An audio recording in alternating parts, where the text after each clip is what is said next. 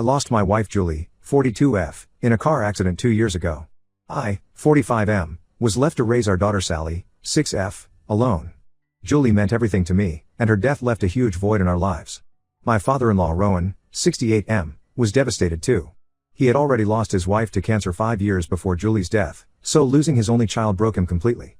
Julie and I met at a friend's wedding where she was the wedding planner and I worked as a software developer. We dated for 2 years before getting married. Julie was an amazing person, creative, kind, and full of life. She ran her own wedding planning business from home while also taking care of Sally. She balanced everything perfectly, something I'm still trying to figure out how to do. The car accident happened on a rainy evening. Julie was driving back from meeting a client when a drunk driver hit her car. She died instantly. The drunk driver walked away with minor injuries. That night changed everything for us. Sally was only 4 then, too young to fully understand what happened, but old enough to keep asking when mommy was coming home. The first year after Julie's death was incredibly difficult.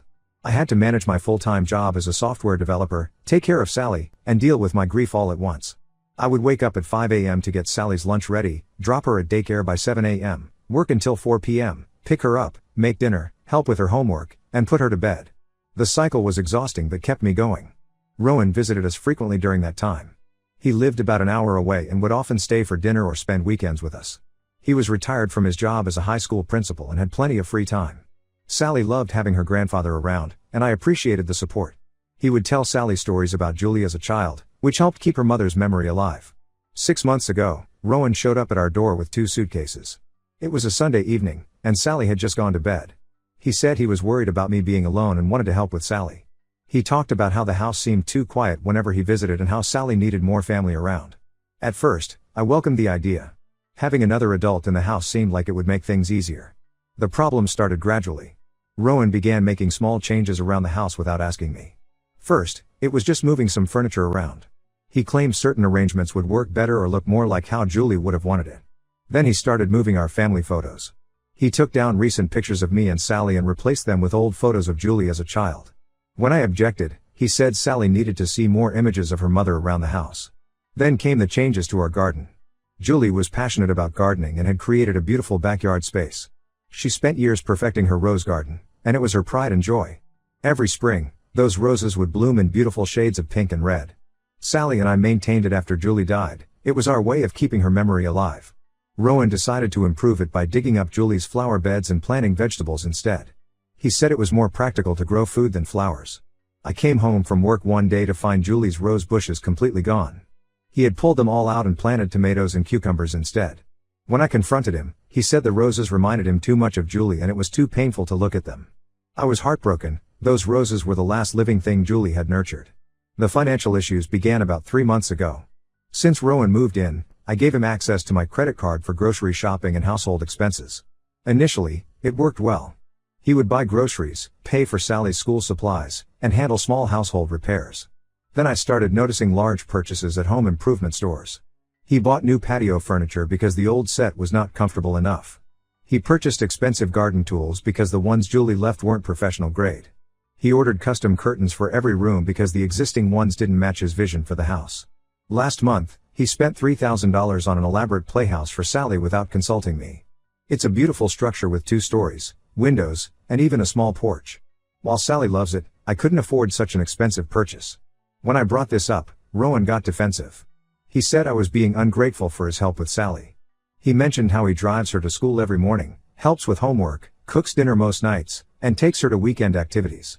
The situation got worse when he started commenting on my work hours. He complained that I wasn't spending enough time with Sally, even though I always make sure to be home for dinner and dedicate my weekends to her.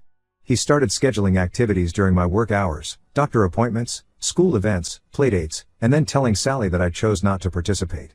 When I explained that I needed to work to support us, he made comments about how Julie managed to run her business from home. Recently, I've been thinking about asking Rowan to move back to his house. It's a comfortable 3-bedroom home that he owns outright. He has friends in his neighborhood and was active in his local community before moving in with us. He was part of a book club, volunteered at the local library, and played golf twice a week.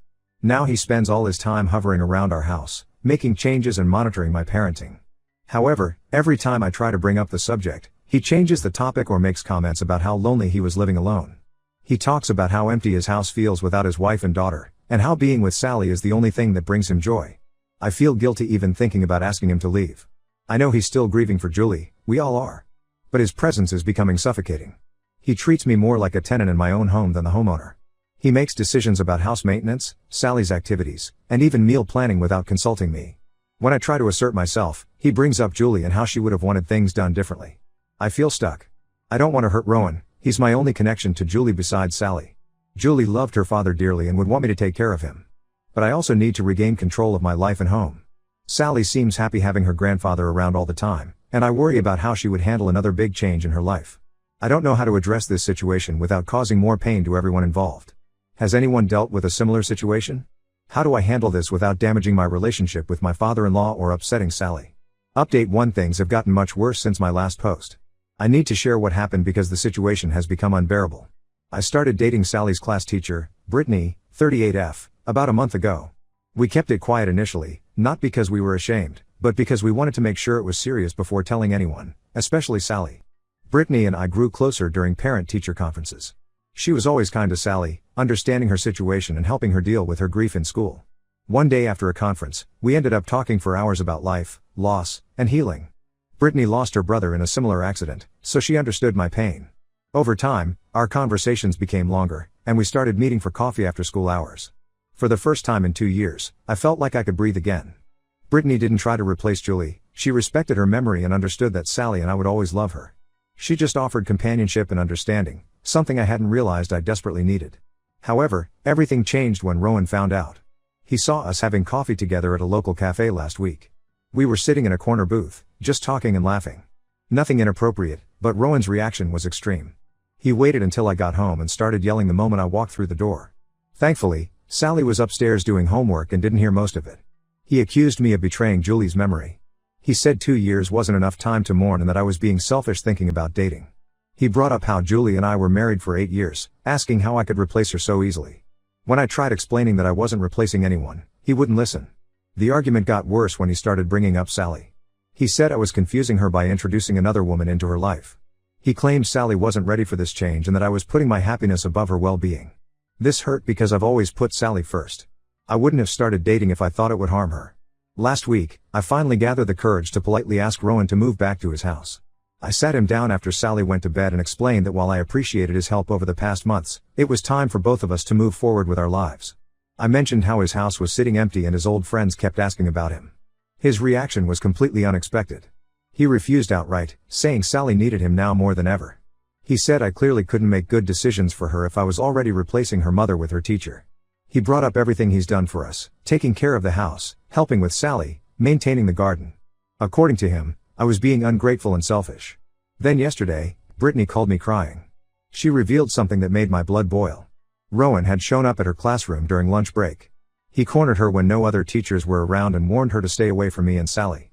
He said she would never replace Julie and that she had no right to try to become Sally's mother. But what truly crossed the line was when he threatened to report her to the school board for inappropriate conduct if she continued seeing me. He said it was inappropriate for a teacher to date a student's parent and that he would make sure everyone knew about it. Brittany was terrified. She loves her job and has worked hard to build her reputation as a teacher. What made everything infinitely worse was discovering what Rowan had been telling Sally. My daughter came to me last night, crying and confused. She asked if I didn't love her mommy anymore because I was spending time with Ms. Brittany.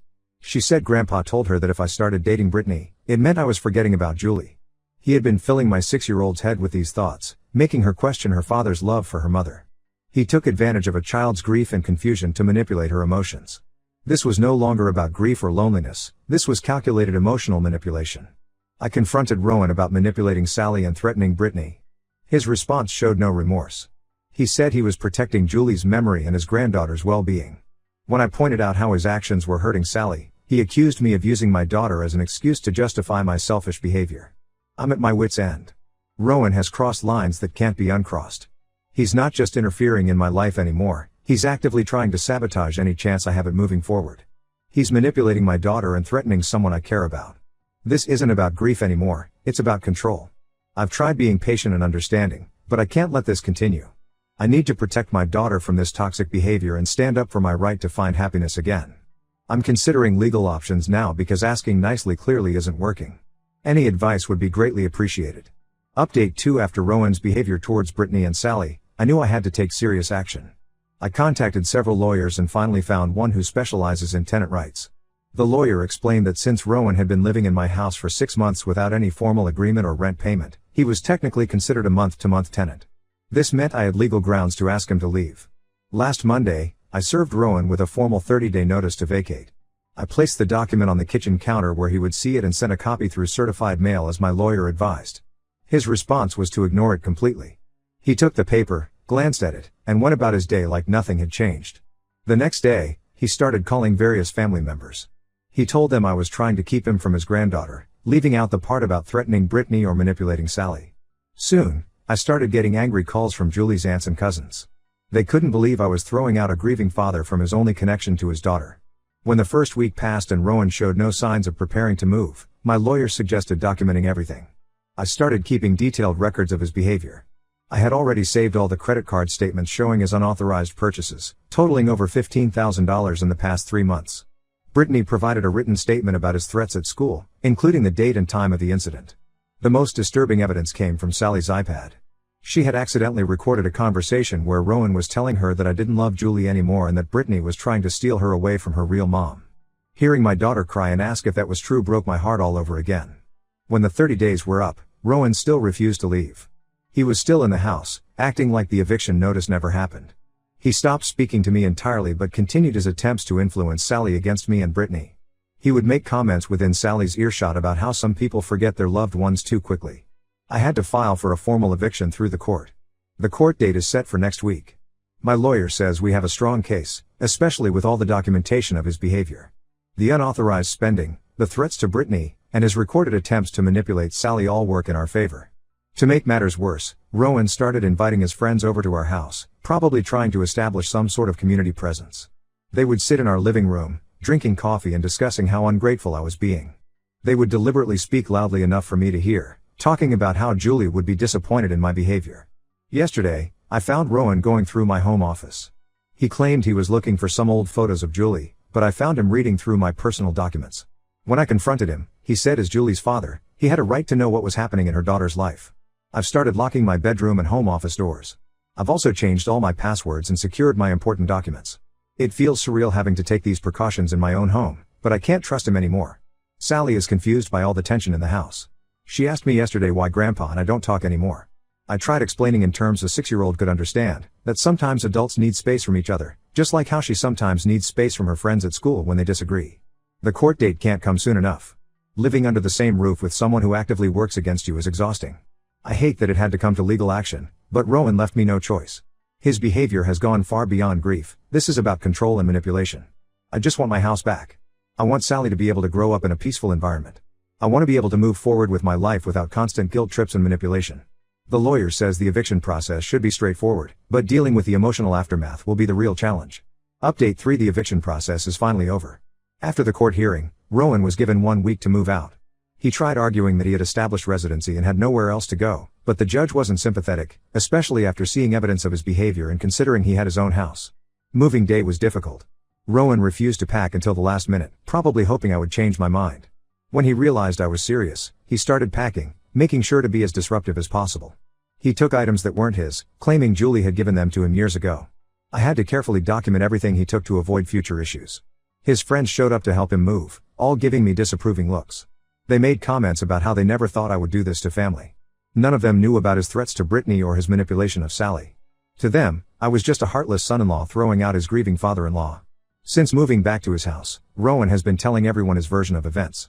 According to him, I chose my new girlfriend over family and threw him out on the street. He conveniently leaves out how he threatened Brittany at school or tried to turn Sally against me. Some family members have taken his side, sending me angry messages about respecting elders and caring for family. Sally is doing better now that she's had some counseling sessions. Her school counselor helped her understand that loving Brittany doesn't mean forgetting her mom. She still misses having her grandfather around, but she's more relaxed now that the constant tension is gone. She's back to her cheerful self, drawing pictures and telling stories about her day at school. Brittany and I are still together, taking things slow for Sally's sake. She's been amazing through all of this, understanding the complicated situation and never pushing for more than we're ready for. She and Sally have maintained a good teacher-student relationship at school, keeping things professional despite our personal connection. Rowan still tries to contact Sally through other family members. He sends gifts and messages about how much he misses her and how sad he is that her dad won't let him see her. I've decided to limit his access to Sally until he can respect boundaries and stop trying to manipulate her emotions. It's not an easy decision, but it's necessary for Sally's emotional well-being. Some family members think I'm being too harsh, that I should forgive Rowan because he's grieving. But they didn't see how his behavior affected Sally, how confused and upset she was by his constant manipulation.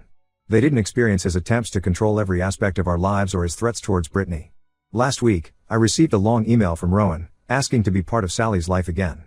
He said he's realized some of his actions were wrong, but still maintained that everything he did was out of love for Julie and Sally.